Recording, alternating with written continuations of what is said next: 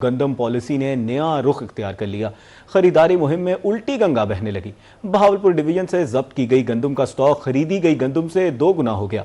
मजीद बता रहे हैं ताहिर जोधियाना।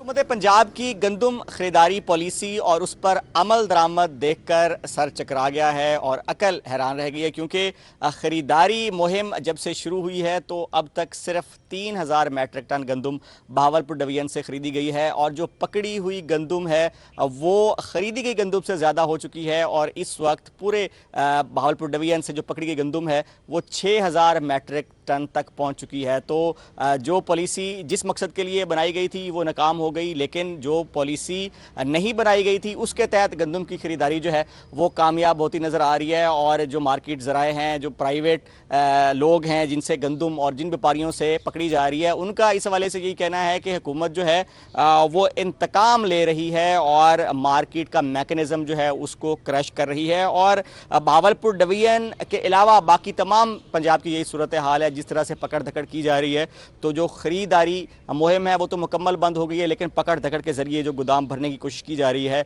वो शायद कामयाब होती नज़र आ रही है। अगर हम बहावलपुर डिवीजन की ओवरऑल सूरत हाल की बात करें तो जो बहावलपुर ज़िला है यहाँ से खरीदी गई गंदम 1568 मैट्रिक टन है और जो पकड़ी गई है, जब्त की गई है, वो 2822 मैट्रिक टन है। इसी तरह से बहावल नगर में 511 मैट्रिक टन गंदम खरीदी गई है और जो जब्त की गई गंदम है वो 532 मैट्रिक टन। इसी तरह से रहीम यार खां में भी 570 मैट्रिक टन गंदम अभी तक खरीदी जा सकी है, लेकिन जो जब्त की गई गंदम है वो 1030 मैट्रिक टन तक पहुंच चुकी है। तो ये सूरत हाल है, उल्टी गंगा बहने लग गई है। और हुकूमत ने बारहा यही वादा किया था कि 3500 रुपये फीमन के हिसाब से किसान को फैसिलिटेट भी किया जाएगा और गंदम जो है। जी बहुत शुक्रिया ताहिर जोधियाना, आप तफसीलात से आगाह कर रहे थे।